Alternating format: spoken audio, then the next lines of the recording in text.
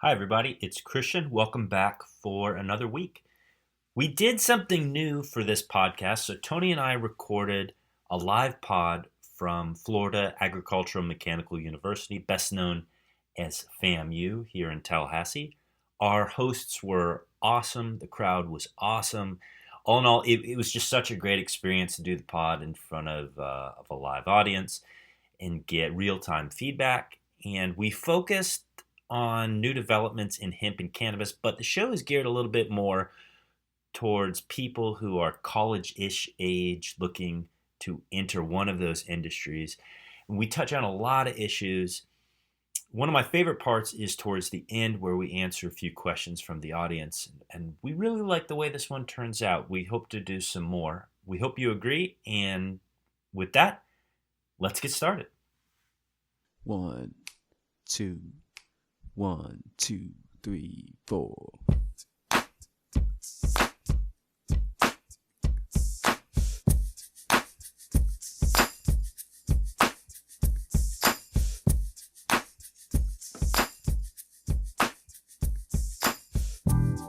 Well, my name is Tony Glover. I used to be a state regulator over alcoholic beverages, tobacco, and casino gambling. And my name is Christian Bax. I used to regulate medical marijuana. I was the director for the Office of Medical Marijuana Use for the state of Florida. And now that we are in the private sector and we are officially has-beens, we host a podcast called Regulated. And we are actually recording here today. So if you're wondering why I have a microphone on, I'm not a federal agent. I'm not undercover. Feel free to ask questions and speak freely. Right. So because Tony and I are both lawyers, we both practice in the area of regulatory law in the state of Florida.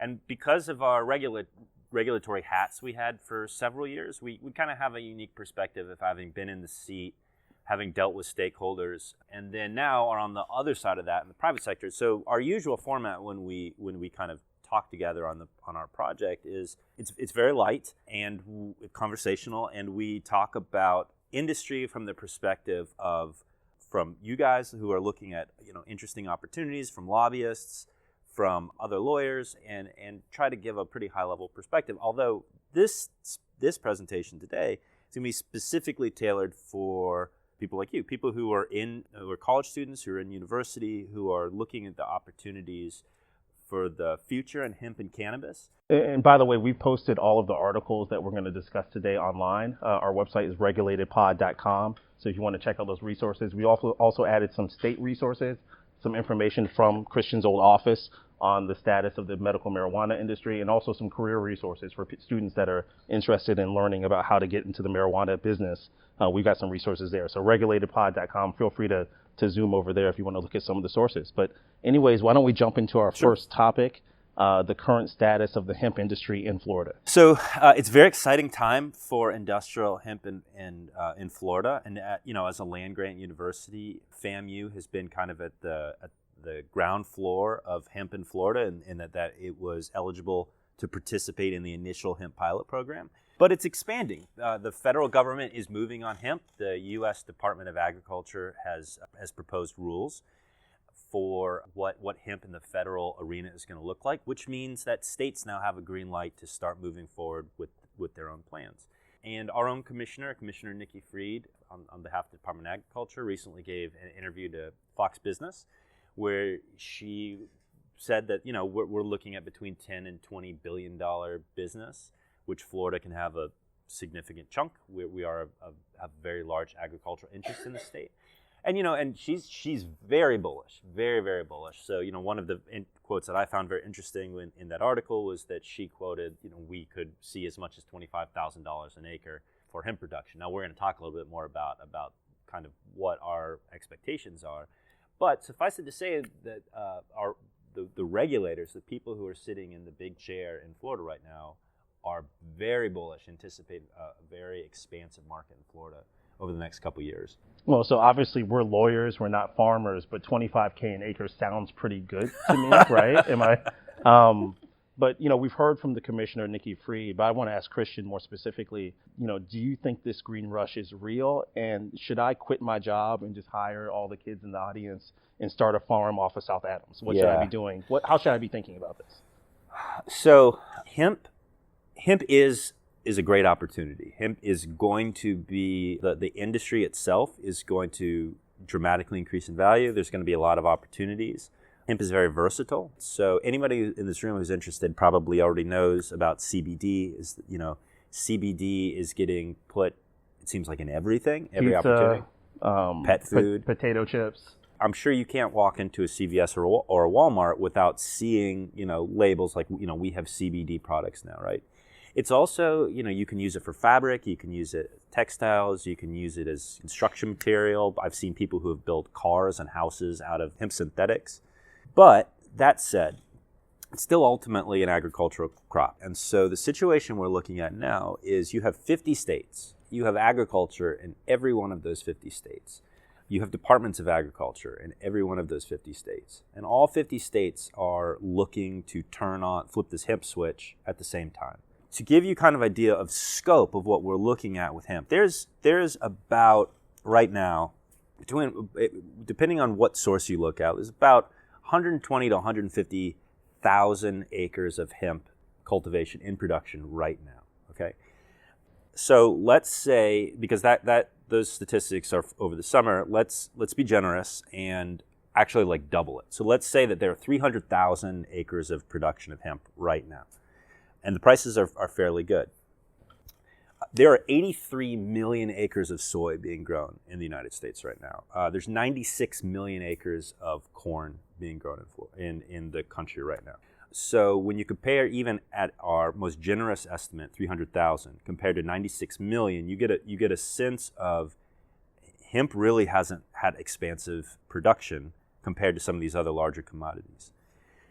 And what happens when you see larger production is you see larger amounts of supply, which drives the price down. So right now, at 96 million acres of corn, a corn farmer in the U.S. is just booking it, is killing it if they're making $1,000 an acre. And so if you look at something that's a little bit more higher end, so say like avocados, you're doing real well if your gross revenue, so before expenses, you're making $5,000 an acre. Now, obviously, that what you're making, what you take home will come out, will drop after you take out expenses. The concept of that expansive production in all 50 states, getting $25,000 an acre for hemp production, I think a lot of things would have to break very, very, very right for hemp in order to hit that number. Now, if you're growing hemp right now, if you have a 100-acre farm and you're producing high CBD, low THC hemp that meets the requirement, you're going to be doing real well right now, because there's a high demand for your supply. There's always a need for processed CBD. The question is, what happens to your production 2, 3, 4 years from now, when some of those people in Iowa who have these massive 10,000 acre farms start converting pieces of that to hemp and start competing with you in the open market? Well, so if you're going into hemp production, Christian, how do you scale? What type of marketing angle or product angle should you be looking at if you really want to make money in the business? You need the old axiom, you need money to make money. So if you're going into hemp production, it's going to be very hard in 2022, 2023 for a mom and pop hemp farm to thrive and survive. So if you're planning on cultivating 10 acres of hemp on some extra land that kind of abuts your property, you're going to be competing with very, very large scale commercial agriculture farms. So for industrial hemp, don't think about it like craft brewing. Think about it like canola oil. Think about it as like a high-end commodity extract that you're going to be producing. So you're going to be competing on price, which means you need a lot of plants, a lot of scale. But there's still a lot of opportunities. There's a tremendous demand in processing and manufacturing. So turning all of this biomass into usable product. There's still opportunities. It's so brand new for branded products, for ancillary businesses, consulting, accounting, legal, marketing. I think transportation security is also really interesting. Logistics, that type of thing. Yeah, absolutely. If I was getting into the business now, I'd be looking heavily at logistics, especially in light of some of the issues with interstate commerce, having good relationships with law enforcement agencies, things of that nature. Very, very important. Actually, we're going to talk about a story in a second about kind of the importance of that. But let's compare it to to cannabis, right? So logistics, transportation, a lot of these companies that seek to be what's called vertically integrated. So people who grow and then process and then sell their product. If you watch Narcos on Netflix, you know what I'm talking about. What I would be looking for when you're looking at hemp is you see where the puck is going, as Gretzky says, you never skate to where the puck is, skate to where the puck is going. So we all know that hemp is moving forward. We have a fairly expansive law that was passed by Congress. We have rules from DAX, and we know that there's going to be this abundance of supply of hemp on the market, right? Which is good if you're creating a product that component part is hemp, because your cost of goods sold is going to go down as hemp prices go down.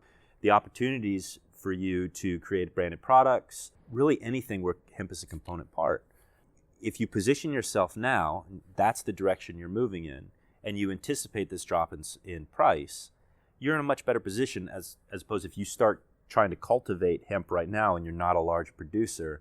Every cent that price goes down, it's going to hurt your bottom line. Right.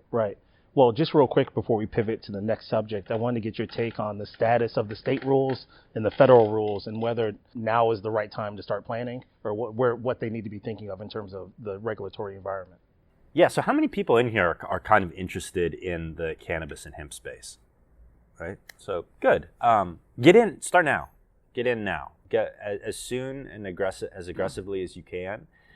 I want you to leave the auditorium and Go and we'll talk about this as some opportunities for you, for people who are looking to kind of break in. Go home right now, and not now. Finish the presentation.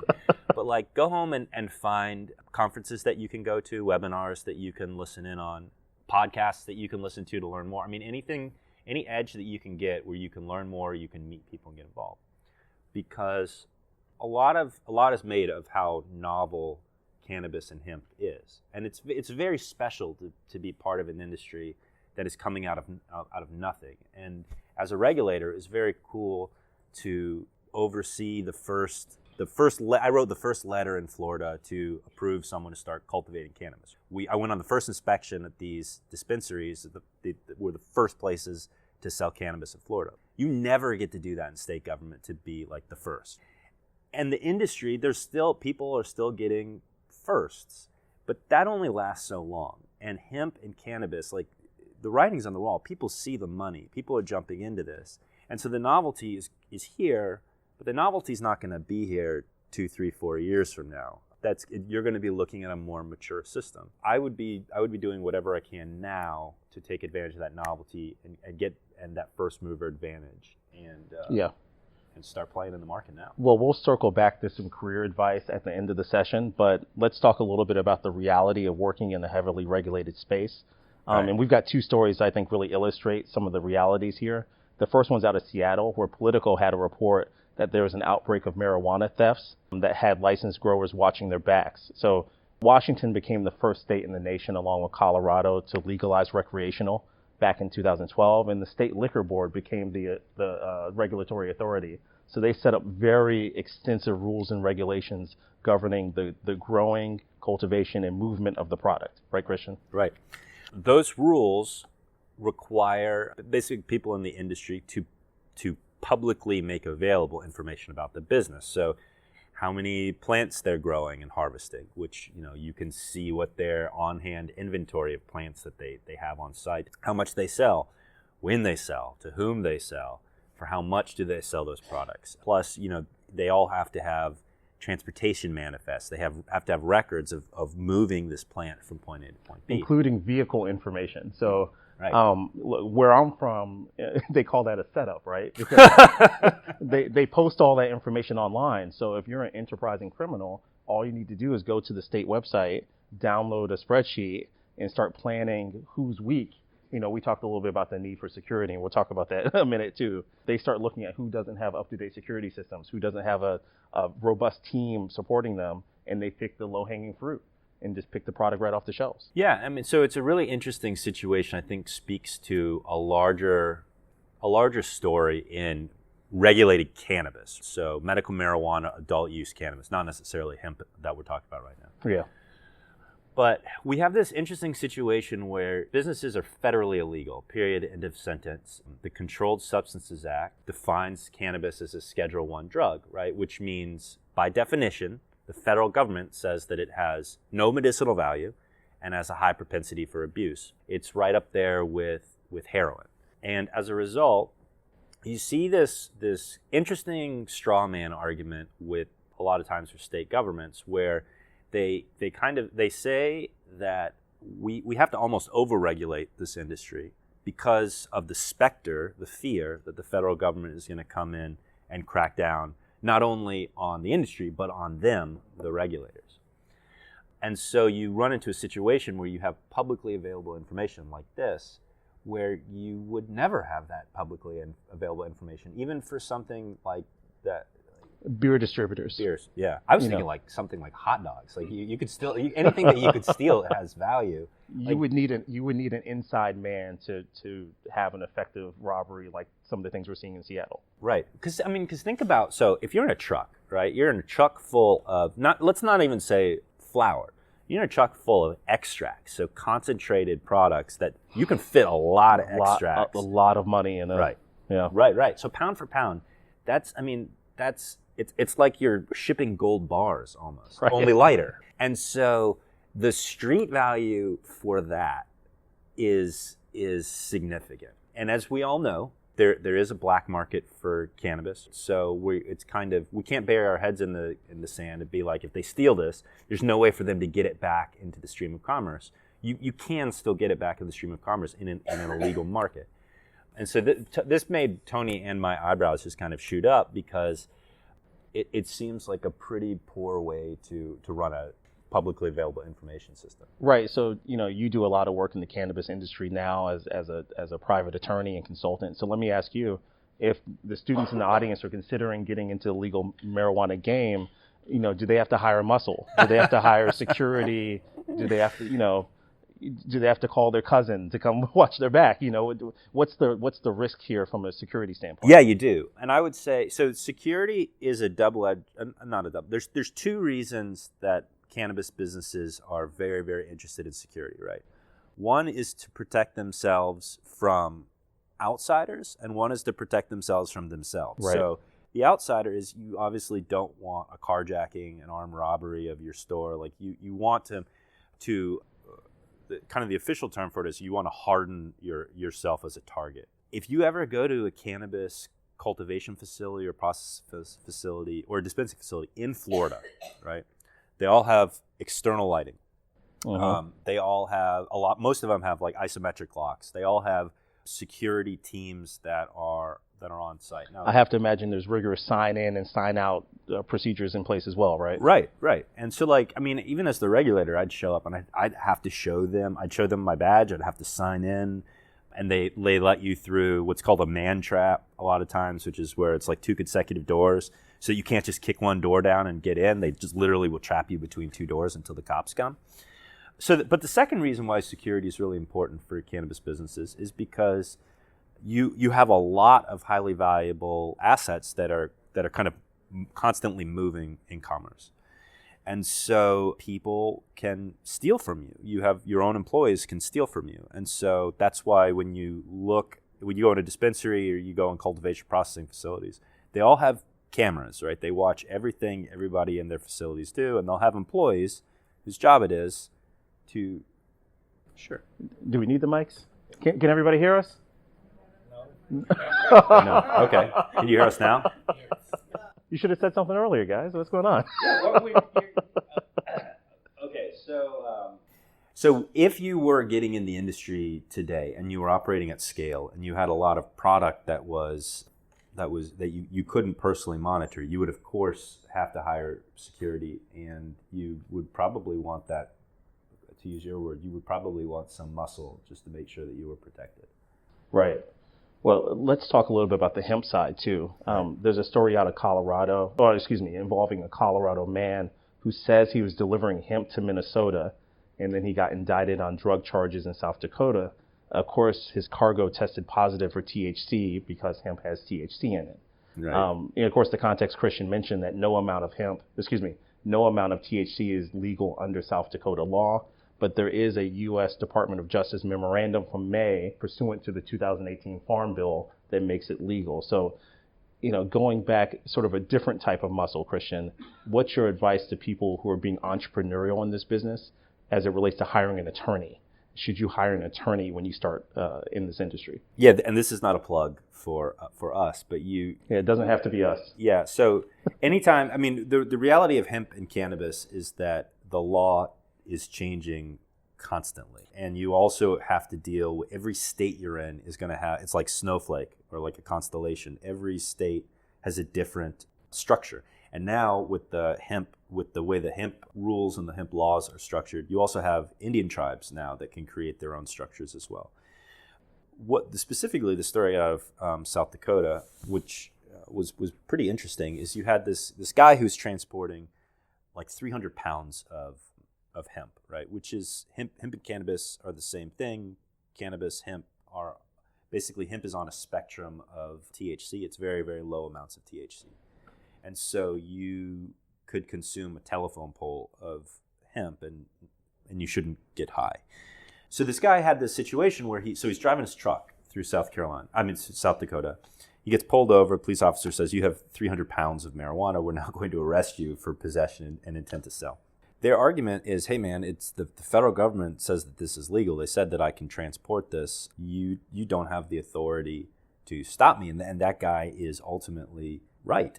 In the sense, so the way that the rule is structured now nationally is that each state is going to be able to authorize a hemp program. They also have the ability to say that we are prohibiting the cultivation, processing, sale of hemp in this state. But because it's interstate commerce, you can't stop someone from moving hemp through your state. You can just prohibit them from stopping and selling it in your state. And so now, again, this speaks to a much larger story of law enforcement is yet another stakeholder that's having to deal with not only the legalization of cannabis in some states, but it's especially confusing for them when you legalize hemp and you don't legalize cannabis.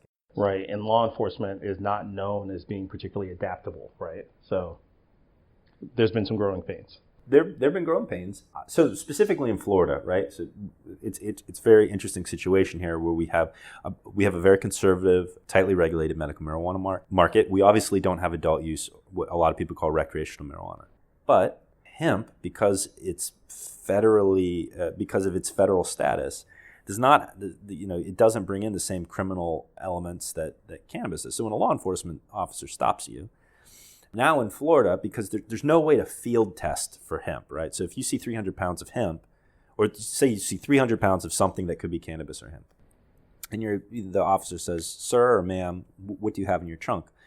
And that person just says, "It's hemp."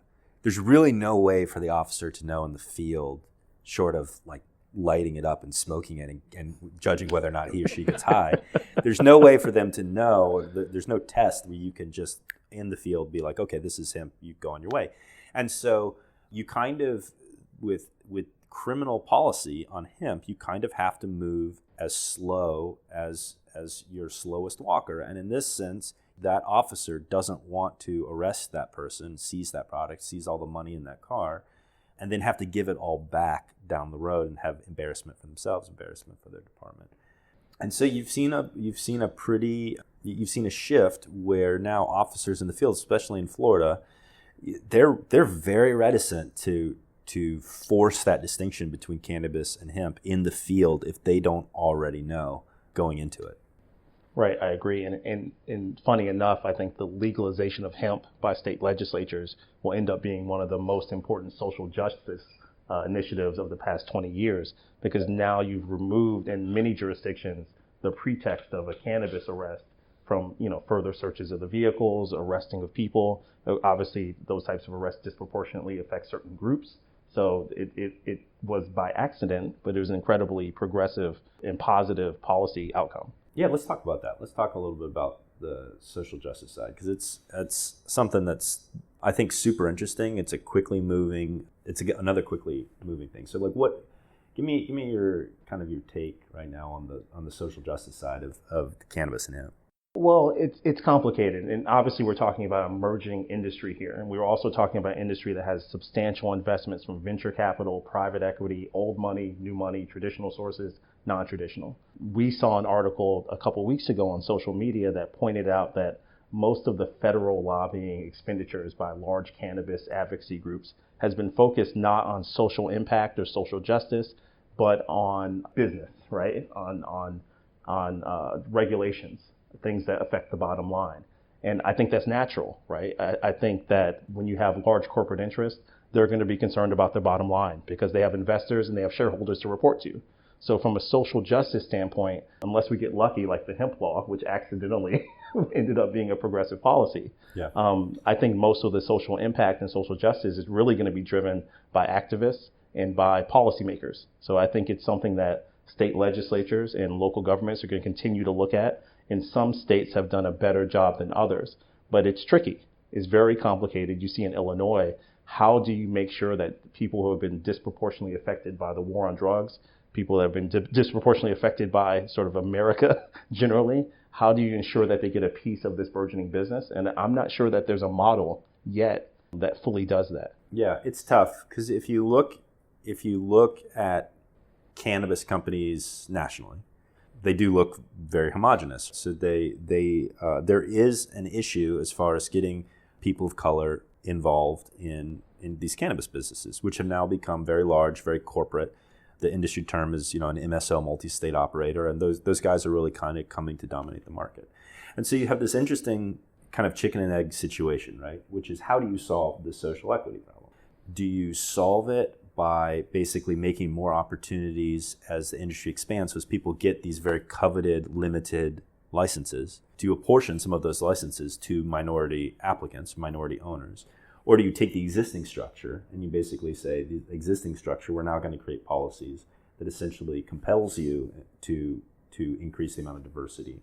And some states are trying one or the other, and some are trying both. Well, and here's the reality too. Florida, when they set up the structure, the legislature reserved some licenses for black farmers that were involved in the class action litigation of the 1990s. And whenever you have a set aside of that nature, especially in a competitive process where there's this amount of money, you're going to see litigation.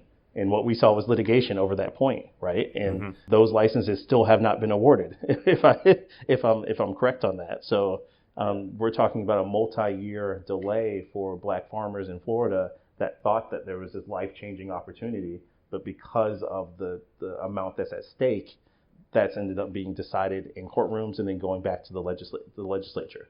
Yeah, and let me go ahead and give a shout out to an organization that, if you're kind of interested in that social equity issue, you guys should check out a group called Minorities for Medical Marijuana. It's now, I think it's in 20 states now, but they're very active from a policy and advocacy perspective. They're also very connected. I don't know if there's a more connected group on that issue in the country, because they have tentacles who are that in just about every significant regulated state. And I would, if you guys are interested in that issue, there's still a lot of opportunity for advocacy to speak out, to still kind of have a say and a role in how cannabis looks and that diversity component, because it's still being formed. Right. Well, let's talk about the career aspect of this a little bit as well. And so, beyond just being excited to be back on campus, I am excited that we have so many Rattlers that are interested in the subject matter. And a part of that's selfish, right? Yeah. I want the FAMU family to get a piece of this business while we still can. But also there's the reality that there's been serious issues with diversity and inclusion in medical cannabis and in hemp as well. So here's some statistics to back that up. Only 20% of cannabis businesses are owned by minorities. That's according to Marijuana Business Daily. 75% of leadership positions in the industry are held by males, and that number has gone up since 2015. It's trending the wrong direction.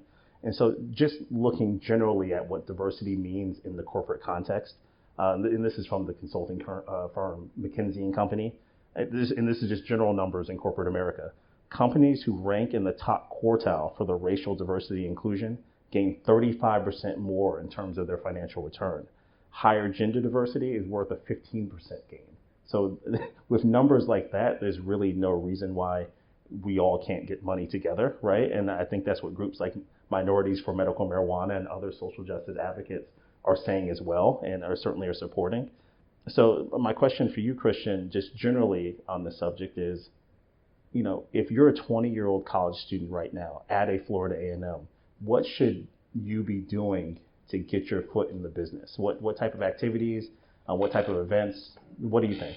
Let me start by saying that I'm very optimistic. Like, for people in this room that are genuinely interested, that are minorities, and you guys want to get involved, there are definitely opportunities. But let me just kind of give you just the current reality as I see it, right? So I go to a lot of conferences for hemp and for cannabis, and not just Florida, all over the U.S. One of the things you see at these conferences is there's really not many, specifically African Americans, that come to these conferences. And so what I would really recommend is the industry wants to. So there are businesses in that industry that really truly want to diversify, and they are looking.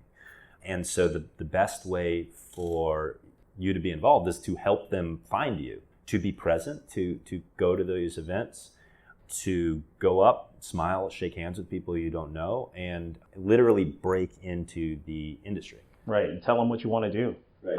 And one thing, speaking for lawyers, but most people in business, they love to talk about themselves, right? So I strongly encourage you to introduce yourself, explain what you're trying to do. If you have an angle, I want to do marketing, or I want to do transportation and logistics. If you have an interest, seek out people that have that background, but then invite them, buy them lunch, buy them coffee, and then ask them, do you think this is a real opportunity? What should I be doing right now? And ask them some questions about themselves, and they'll talk your ear off. So, and it'll build that relationship. Yeah, I mean, the key term is be pleasantly assertive, right? So go meet people who are in this industry and go talk to them. But there's also there's some institutional ways that you can get involved. Is first, if you're a local chapter Minorities for Medical Marijuana, obviously they're fairly plugged in. They can assist you. They also have kind of started this minority internship program where they actually will place interested young people into institutional cannabis businesses. Another thing is, depending on where you want to live in the state, right? So there's 22 medical marijuana treatment centers in Florida. So I'm just going to assume, because you go to a Florida university, that you're looking at Florida opportunities, and you may not. You may be moving back to Illinois, and someone else can probably speak more to Illinois opportunities. At least in Florida, right?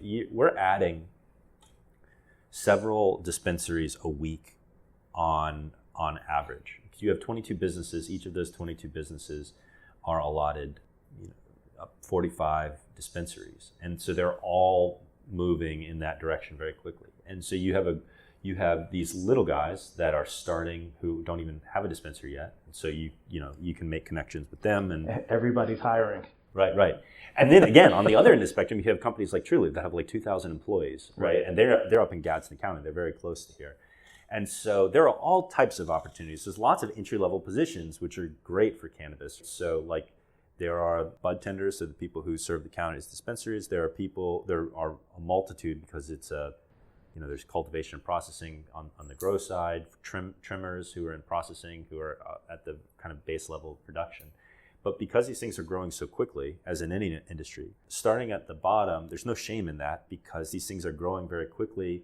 Sometimes they can't hire as quickly as they're growing, and you have opportunities to be promoted from within and learn more and move up. Well, I think students at FAMU have two big advantages, and one is probably just a general college student thing. It may not feel like it, but you have a big advantage over people who are currently in the business or people who are currently working, in that you have time. You have time to educate yourself on the industry that somebody who's working 60 hours a week already in the industry doesn't. So I would encourage you to take those opportunities to go on YouTube and watch a congressional hearing on marijuana banking, or to go to the Florida legislature and watch a hearing on, there have been 3 testimony sessions on recreational cannabis this week at the Florida legislature. And look, I'm not going to claim that all that testimony is extremely entertaining, right? I have to watch that for work. But if I was trying to get in the game, I would be educating myself to make that an edge, right? It's an opportunity. And one of the great things about the information at the Florida legislature and other legislatures is that there's also publications that come with it. So you can read the bill analysis and really get to understand the law from the inside out. You can look at the PowerPoint presentation, like this week. There are 3 different PowerPoint presentations that I reviewed. I think we may have one of them linked on our website as well. Yeah, FAMU's giving a presentation right now in front of the Senate Appropriation Committees about cannabis. That's the second thing that's a big FAMU-specific advantage. Not every university in Florida has a medical marijuana office, so I can't speak for them. I don't know if they have internships or not. I don't know if they have an OPS position available. I do know that if I was a student, I would go find out, right? Yeah. I would go to their office every day. Trust me, I would. You can ask people in the career services when I was in school. I would go to the office every day and ask them how I could help and see if I can get a foot in there, maybe earn some money, maybe do it for free. Either way, talk about a great line in your resume when you're marketing yourselves at a job fair in 3 or 4 years that, hey, look, I worked at the Office of Medical Marijuana at Florida A&M University. And then I did an internship at TrueLeaf. You know, it's about building that story. When you go for a job interview, it's basically like marketing a product. So how do you tell that the hiring person that you're a product that they need to buy? And adding those lines in your resume is a way to do that. One final thing is a lot of these guys have a lot of these companies have job fairs. So they'll post up in a room like this, and you can come, you talk to the reps, you can drop off your resume. It's a good industry if you're young. You're kind of like a stem cell, right? Like you can do anything, you can be anything, you can fill a lot of gaps. It is a little tricky to break into because it's still being made. There's not really like a textbook way that you go about entering the industry. But there's so much opportunity that if you're just pleasantly assertive and you just try, generally the success rates from just anecdotally the young people I've seen that have actually given it a hard, solid try in order to try to break in, they all find success. They all ultimately get hired by these guys. Christian, let's talk about conferences a little bit more. Sure. One, if you are looking at conferences and you're trying to figure out, is this reputable? Is this something I should be attending? You're welcome to reach out to us through the website, and we can kind of give you the lay of the land and whether it's worth your time. So please use us as a resource on that front. But, I was broke when I was at FAM. I don't assume that every college student was broke, is broke, but I was definitely broke and didn't have the money to go to Atlanta or Miami for a conference. So there's 2 ways I would think about this. One, there are enough of these conferences that you could find a location. Maybe it's in your hometown, maybe it's in your roommate's hometown, somewhere where you can find some free lodging. In terms of paying for the registration, I know the last cannabis conference I looked at was something like $400 for a student, $300. I would go talk to career services. Again, I'm speaking from a somewhat a place of ignorance. I don't know if they have funding available, but if I was a student, I would go find out. Yeah. So I would encourage you to walk over there and bother them and see if it's something they might support. Right, or reach out find out who the conference operators are, reach out and say, hey, do you have a student discount? And if they don't, and it's like a $400 conference you really want to attend, ask if you can volunteer for the conference. That happens all the time. There's a group out of Miami called Can Lab that is pretty active with meetups and conferences in that industry, and they just flat out post. They post a lot for law students, but they're basically saying and we will accept volunteers for our conference. Yeah. Do you have any other kind of advice for people looking to get in for the first time? Well, no, I think that does it for us. I think we're going to try to edit down this episode and post it online. So if you want to go back and revisit it, we'll have it on regulatedpod.com. But we did save some time at the end in case there are any questions from the audience. Just raise your hand and. Yeah, and feel free to anything. Yeah. You want a microphone? Hello, my name is Patrick Burke, and I'm trying to be in the cannabis industry. What is the certain age for you to be a part of the industry? Typically, it's 21. How old are you? 20. You're 20. When's your birthday? September 30th. So you got a little while.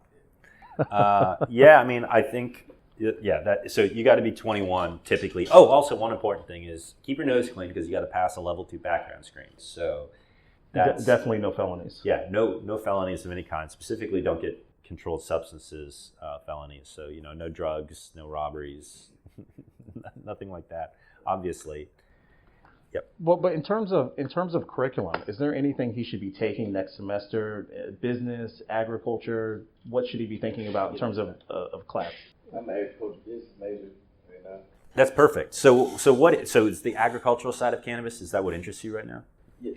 Okay, great. All of that is wonderful, right? So all of the at least the entities in Florida, they all have to cultivate their own cannabis, and they all are kind of forced to have these massive cultivation facilities. So do you have kind of a focus in your agribusiness? There's a lot of things I want to do. One, I want to be an actual farmer that has cattle, grows corn, fruits, vegetables, things of that nature. Cool. And then the second level would be to get into the cannabis industry.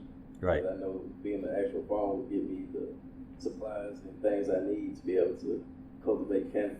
Right. So one of the elements of cannabis that's grown, at least in Florida, because it's so hot and muggy, right? So it's really grown in two ways. One is it's grown in like as controlled as they can have greenhouse space. And then the other is these very sophisticated indoor cultivation environments, right? So anything you can learn about like growing agricultural products in controlled, tightly secure environments.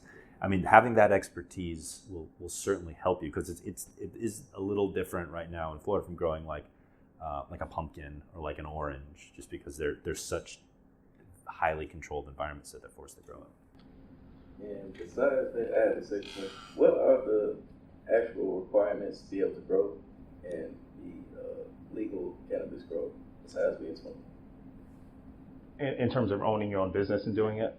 Well, so that's a tougher question, and it actually dovetails with something else I was going to recommend, which is to take a look at the current existing MMTC, which is Medical Marijuana Treatment Center license application. Now, that application is going to change a lot potentially between now and the next time that they issue medical marijuana licenses, but it'll tell you a couple things. One, it'll tell you all the requirements for somebody who's applying for a license. One, that answers sort of your second question. You can take a look at that. But importantly, if you're thinking about curriculum, what I should be taking, it lists very specifically all the requirements and all the qualifications you have to have that they grade you on when they're scoring these different applications. So it might be smart to look at those technical requirements and cross-reference it against the curriculum that you're considering taking and find elements that you can be an asset to for existing MMTC or future licensee. Right. So there's no functional ways to say you were 21 right now. Right. There's at present, there's no way for you to go to the state and be like, I want to grow medical marijuana. The way it works in Florida is you have a limited, capped licensing structure. So there are 22 licenses right now, and that's it. And all of those businesses are, I talked about being vertically integrated. They are required to cultivate, process, and sell their own cannabis. So they completely control their supply chain. And the only way they can sell to each other is if there's like a catastrophic crop loss. So they very much have to stay in their lanes. And so the opportunities to actually grow is to either work for one of those MMTCs, buy one of those MMTCs, and they're selling for about $50 million if you have one, or you apply to be a new MMTC when eventually the application's open. And that would probably be as part of a group who have processing and dispensing experience and kind of the know-how to go in and compete. It's safe to say that preparing an application package for an MMTC is a several $100,000 endeavor to be competitive at this stage, right? That may change in the future, but right now the bar of entry to be competitive is very high. And that's, let's call it $500,000. That's $500,000 that you have to be willing to walk away from. Like, we're setting this money on fire for the chance to get a license. Right now, but depending on how mobile you are, there are states that have a much lower bar. So like if you wanted to be a grower, like if you went to California, you would have a much easier, lower threshold from like complexity, from how much money you needed to have, how much money you needed to put up to be a licensee. You could go out and be a small scale cultivator in California much, much easier than doing it in Florida. So it just depends on kind of like where you want to be in the country, what you want to do, because your road in Florida is going to be it's going to be a tough road in order to own your own cultivation facility. And I'm from Alabama. Well, The question was, when do we think that cannabis will be legal nationally? Well, let me start with Alabama. My family's from Mobile, by the way.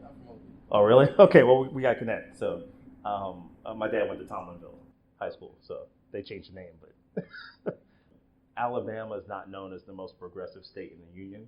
So in terms of progress there, so I do watch Alabama law on the cannabis side and also on the alcoholic beverage side, and they are a bit behind. and the way that they think about things is old school. So I don't know specifically to Alabama what the opportunity is and when it's going to come. But the cool thing about cannabis right now is that there's so much happening in the culture. It's so much more acceptable than it was. You know, you have major celebrities that are investing in CBD businesses that are marketing this stuff. The window is moving. So Alabama will become a state that allows some, operations of some scale there in a meaningful way at some point in the future. I don't know if that's 2020 or 2030 or 2040, but it's coming. Right. So I went to the University of Alabama for undergrad, actually. My mom is was born in Tuscaloosa, Alabama. So like I say this with love because I have Alabama roots. Here we go. But the joke, at least when I was in college, the joke was that if the world ever ended, you would want to go to Alabama because everything happens there 7 years later than everywhere else. Here's the thing. Nationally, I think that the discussion about when we will legalize nationally is too simple of a way to look at it, because my prediction of how legalization will happen is it won't be just like everywhere looks like Colorado. What it'll be like insurance, where every state has their own insurance structure. It'll be nationally, there's this umbrella, okay, if you want to do it, you can do it, but then every state will say how their program looks in their own state. And so if you look at hemp, so hemp has no psychoactive threat. So people who don't like drugs aren't afraid that hemp is going to, get their kids or their neighbors high. So there's not that fear there, but you'll notice that in the hemp law and in the hemp rules, it affords states the opportunity to ban hemp sales if they want to. So I would expect that same situation to happen. So I would expect any federal policy to allow a state like Alabama to ban at least adult use if they want to. Now, I will say that doesn't seem to be the way things are trending, at least with medical. So like Utah has a medical marijuana program. Utah is extremely conservative. Georgia has a very limited low THC program. Georgia is moving towards a larger scale medical marijuana program. So is Texas. So it seems likely that medical will happen in Alabama, and medical will grow in Alabama way before adult use happens in Alabama. Going back to something Christian said earlier, this for somebody like yourself, it may be a great opportunity for you to learn in Colorado or California, and then time your return home, in a decade to be a leader in the marketplace, because now you've got a decade of experience in real states that are heavily operating in the space. So something to think about if you're mobile. Anybody else have any other questions? I had a regulatory question. Okay. So what about for like insecticide use?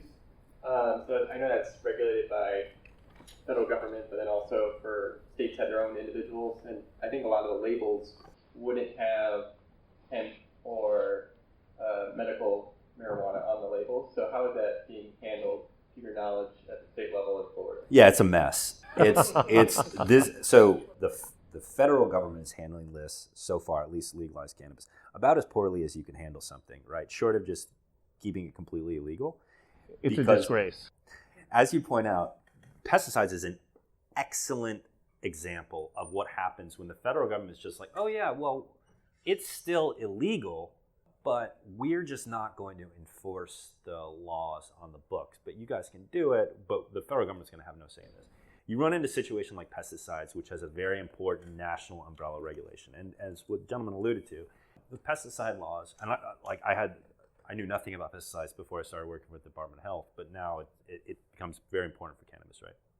Pesticides have labels. The label requirements on pesticides, you actually explicitly state what this pesticide is for, what you can use it on. And if you can't use it on that, you can't use it on that plant, right? The labels are typically, most of the time, are based on the ultimate use of what you're going to be, of what that plant will be used for, right? So you will apply, there's different thresholds, there's different things you think about when you apply a pesticide for something like a tobacco plant, which ultimately you're going to be smoking, versus like an apple, which you're ultimately going to be eating, or a banana, which you would be peeling off what would be coming in contact with the pesticide, eating the flesh underneath. Okay, that said, the way Florida has handled it is that in the Department of Health and the Department of Agriculture work together, and the Department of Agriculture has basically a list, and that list are approved pesticides. Typically, those are OMRI. Those things are they're like neem oil, like it's very low toxicity, low threat for people who would be consuming it. And that's generally how a lot of states have handled it, where they have these ad hoc lists that are typically depending on what your regulatory flexibility is. The model that I've seen most used is you have a list that's incorporated by a rule. So you promulgate the rule and says, like, you can't use any pesticides unless it's on this list. And then you incorporate that list by reference. And so the agency can update that list more regularly than they update the rule. But it's pretty stringent. So because cannabis is used not only for smoking and for consumption, but it's also concentrated, people really don't like to mess around with pesticides, fungicides, insecticides. Does that answer your question?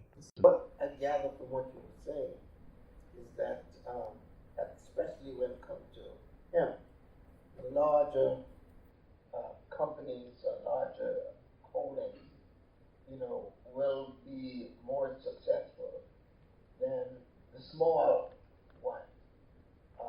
So, especially, let's say, minority farmers, limited resource farmers, is there any move for those farmers to serve as, to have cooperatives and therefore be providing the cannabis to larger groups? Pretty much like what they do in, let's say, the poultry industry. Right. Yeah, there are for markets that are a little bit more open from a regulatory perspective. So there's a whole concept of a wholesale market where entities can sell to each other and kind of create their own marketplace for cannabis and cannabinoids.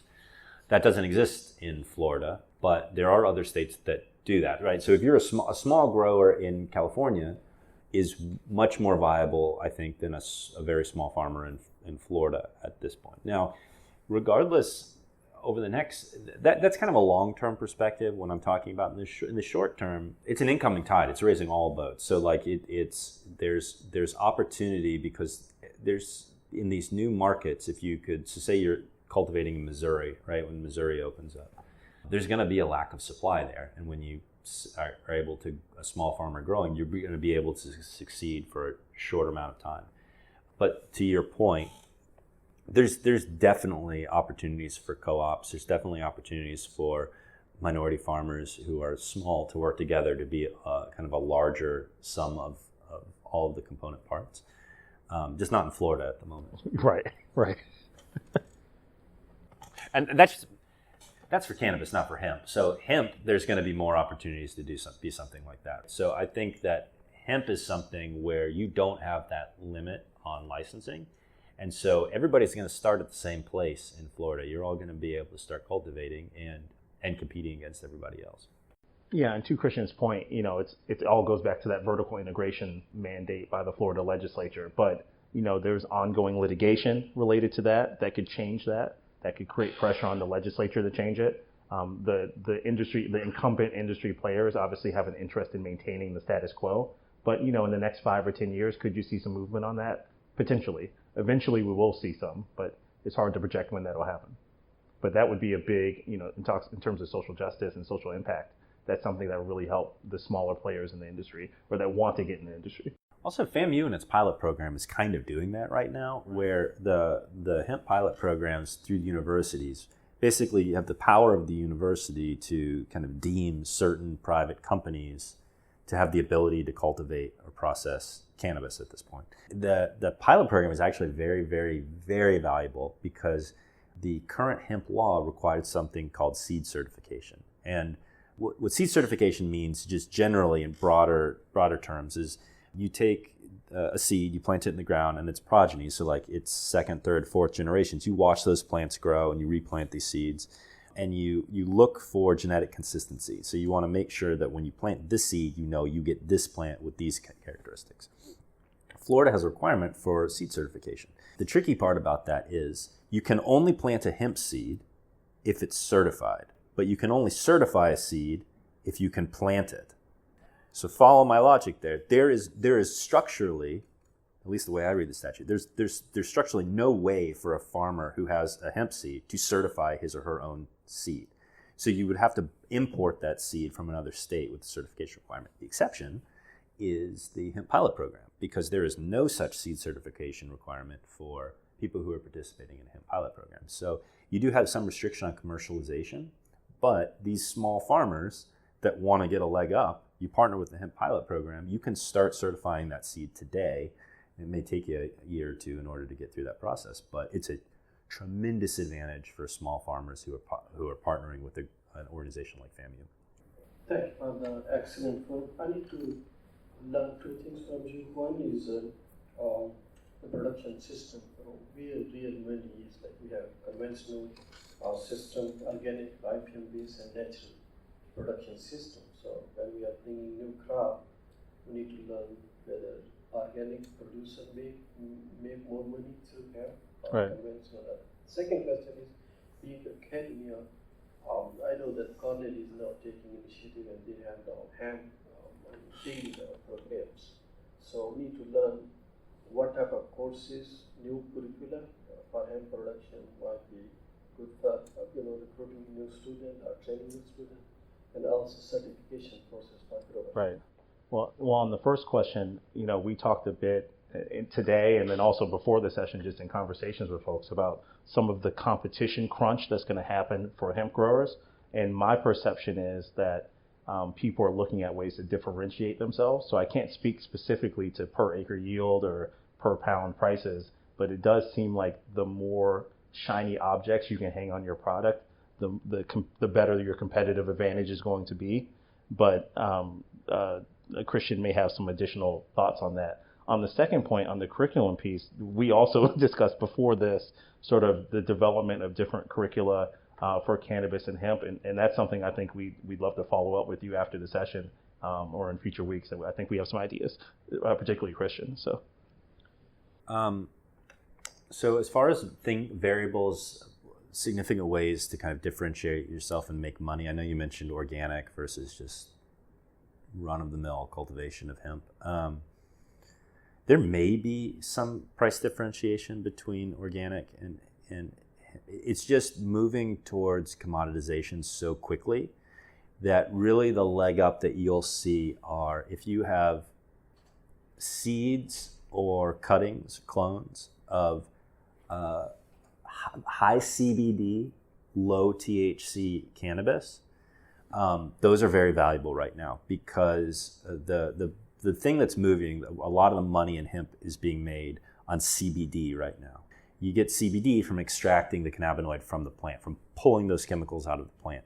But you can only pull what's there, right? So if you have low THC cannabis, a lot of times what that means is that it's bred so the genetic expression of the cannabinoids across the board are low, which means if you have low amounts of CBD, it's a pretty inefficient process to be pulling CBD out of that plant in order to sell it. Whereas if you have a strain like 0.02% THC, but you're able to express like 12% CBD, 20% CBD, something like that, which would be a very rare strain, but it would give you a significant economic advantage because your extraction will be much more efficient than your competitors will be. So on the certification, the certification issue is a big deal because when you create that choke point, that bottleneck for certified seeds, you can only go to the seeds that are on that menu. And a lot of the seeds on that menu are not high CBD. They're just very low THC. So they're very inefficient. So if you have a line on certified high CBD seeds, first I want to talk to you after this is over. We can maybe do some business. But second of all, you're in a great situation as the feds give everybody the green light to start moving forward. We're still talking about a weed. Right. You mean as far as its ease to grow? Well, I don't know what's the difference between an organic weed.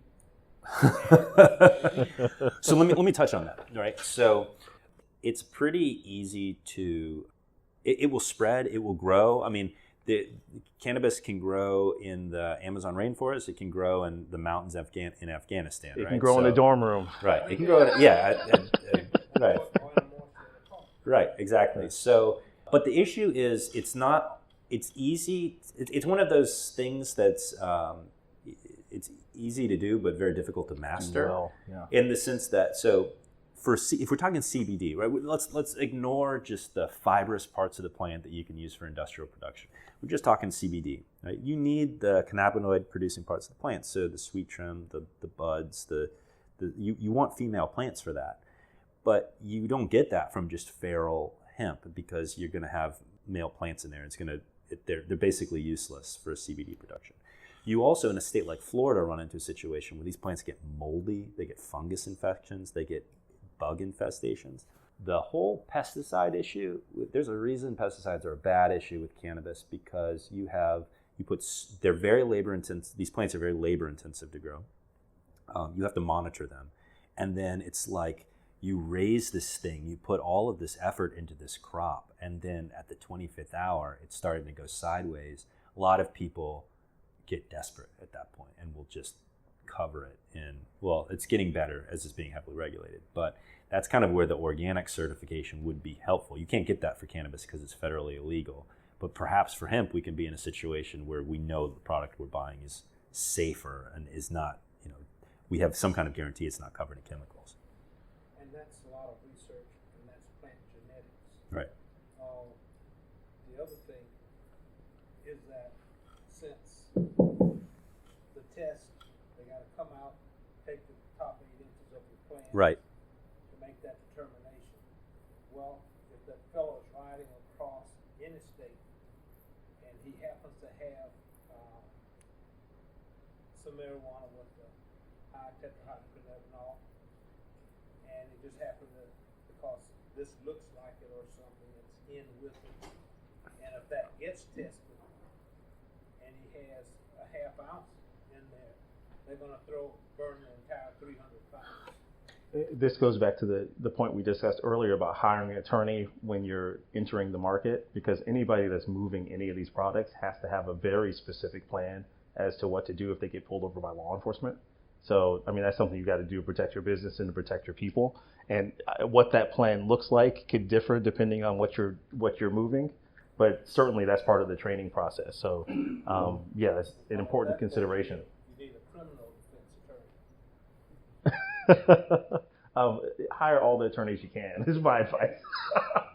Of course, that's what all lawyers say. I think we have time for one more question. Do we have? Go ahead, sir. Yes.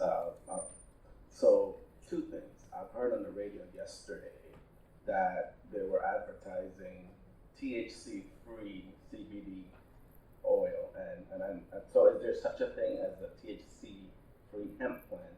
And then part of my job, what I do here is extension, and I've already had a couple of farmers come and ask about production practices for hemp production. And my understanding is that fertilization, watering, climate, those are all things that can actually increase the THC level in the plants. So if FDAS is getting ready to issue permits in January, how is a producer to know what practices to use, and if they even get or reach to harvesting and testing, will the DEA come looking to see what why your crop is hot? There are growers that will say that they can grow basically THC-free hemp, but it's very difficult to get a strain that's consistently virtually no THC. And then if you have an issue with any kind of cross-pollination or even just a mutation within the plant from one site, not just cloning, you probably wouldn't run into that. But if you're actually growing from seed, you may not be able to do that. But I will say with the oil, chemically you can do that. Like you can pull CBD out of the plant and you can have just concentrated CBD, and you can have THC-free oil. But that's like a chemical and extraction process. That's not a cultivation practice, right? So there's a couple resources I would use for best practices for hemp growers. First is the Florida Department of Agriculture and Consumer Services. They have a whole office that's devoted to this that can assist in providing information.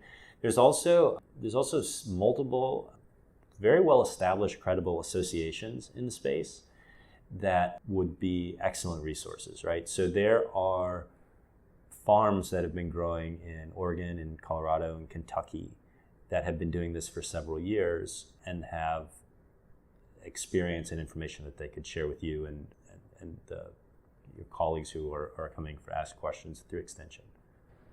Do you have a specific association you might point them to? I can connect with you offline. Yeah, connect with us. Yeah. Well, and what about testing and the DEA? That it's a threat. The federal government, I don't think, is messing around on this. I think that they're going to be pretty serious. And so I would there is a threshold. I know that, so as part of the testing rules, the laboratories that are testing are basically allowed to give like a confidence interval for what the THC testing is. And so you get some wiggle room. It's very limited. I know if you go up to 0.05, you're still going to have to destroy your plant, but they don't view it as negligence. They just view it as, a good faith error, but it's still an error. They'll destroy your plant. And so the best way to do it is buy from reputable seed or clone stock. That's an open question. We don't. I don't know. I know that's a difficult part of hemp right now. There are people who are in the insurance game who are trying to get in to do that exact thing, but it's not like it's not regulated and it's not insured like corn or soy at this point at all. Yeah, we've actually discussed the insurance issue specifically, and that's something I think we're going to cover in a future episode, because it's something that's developing. So right now, the options of insurance lines for a cannabis or hemp operator are extremely limited because of a host of regulatory and legal reasons. In 5 years, there may be a totally different question, especially as you see federal legislation like the Safe Banking Act is being passed by the House and considered by the Senate. As legislation like that continues to develop, the next logical step is insurance, right? So you're going to see a lot of providers that are going to be interested in getting in on this business because there's a lot of people who are going to be cash flow positive in terms of paying the premium. Tony and I, we talked about this offline before we started earlier, but one of the issues that's getting a lot of news right now, the Politico reporters who are writing about this, they're following the lobbying, right, at the federal level. This is a heavily lobbied issue, and it's pretty much being lobbied by people who are in the hemp industry. There's really no like counterpoint to industrial hemp at this point. And so there's significant momentum that's virtually unchecked to create a stable, established hemp regulatory model. Mitch McConnell, as the Senate president, is one of the greatest proponents right now of industrial hemp. And so a lot of these questions that we're running into that we're going to hit in 2020 Congress will be made aware of. And I anticipate that this will be an issue that Congress will be, and the Department of Agriculture federally, will be active on about giving clarity. So I would anticipate some of these questions you're asking will probably be answered by the end of the next growth cycle by Congress. And I know we have a couple more questions in the audience, but I know that folks have other classes and commitments and lunches that they need to be to. So why don't we go ahead and shut down now? But we will commit to staying after it, and we'll connect either here or offline. We'll definitely want to address your questions. So thank you everybody for coming out. We appreciate you.